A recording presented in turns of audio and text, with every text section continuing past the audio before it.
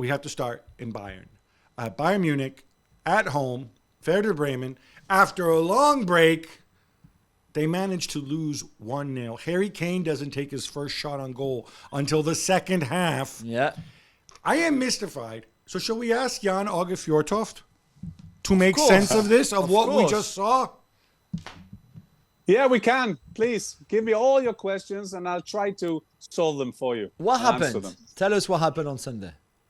Well, in general, it happened that a former Bayer player, Weiser, came home and made a 1-0. And as you were saying, Harry Kane didn't do what Harry Kane normally do, creating chances. And to be fair to Werder Bremen, it's not like, yes, Tell had a fantastic chance at the end, great save by the goalkeeper and so on.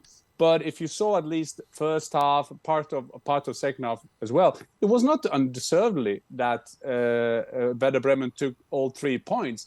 Why is this happening? I mean, there's a lot of analysis on that. But I do think, and I thought a lot about this in the weekend, that this thing that Leverkusen is doing at the moment, and no, I'm not talking about them being brilliant. I'm not talking about Alonso. I'm not talking about the recruiting that is brilliant. I'm talking about this thing to win in Augsburg in the 94th minute, and then winning Leipzig that everybody thought, well, they will at least give away a couple of points there. And then they managing to win 3-2. I don't think that this Bayern team have the same what kind of word I can use? You know what word I wanted to use. Cojones.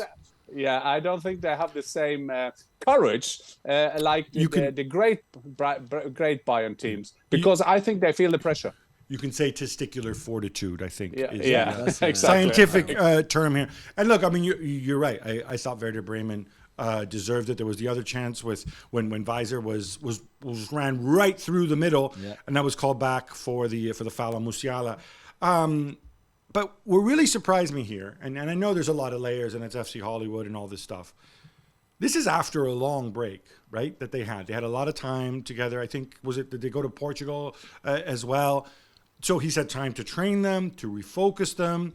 A little bit like when their game, the snowbound game, I think was against Union Berlin, that was postponed. They have a lot of time to train and stuff, and then they come back and they lost that game, the next game, and they come back in this game and they lose. Is it overthinking? And also with that, some of this has to be on Tuchel, because we saw what he said after the game, and he said, "Oh, they're fantastic in training." And then they come out and they're so flat. It sounds to me like he's having a direct go at his players, which is often not helpful.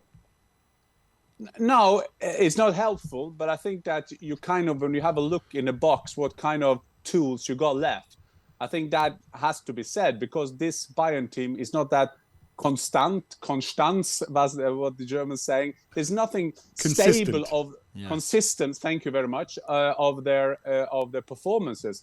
And there is also, I think that the thing that we always discuss, Müller got to play, or Goretzka on the bench this time. Kimmich is not what he used to be. The defender, De Ligt, is not what he used to be. I think that somehow that is a deflection of what is really going on. I think that they haven't managed to make that master team there. Yes, we've seen them in Champions League. Yes, we have seen them in some games.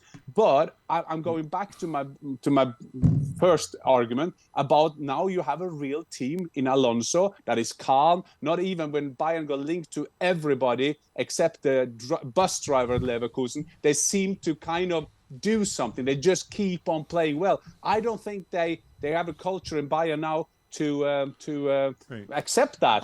I just think that so they won 3-0 the game before, on the first game after the winter break. He was not happy. He said there was not enough rhythm. There was not this, not that. So they win 3-0. He's not happy, right? Mm-hmm. We've seen him many times, and Jan have been to a lot of their games or covering their game where they haven't played great, but you win, but he's still not happy. He seems never happy.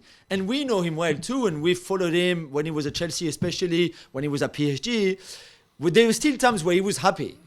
And right now it feels like just nothing is making him happy at all since he moved to Bayern. Yeah, we're going to get into this more, but on the Gab and Jules podcast with Jan and break things down. But in the subject of Tuchel's happiness, of course he's unhappy. You're coaching a team that's won 9 straight league titles. You've added 11, Harry Kane in the summer, right? and you stink. You're 7 points out, and you're not playing good football.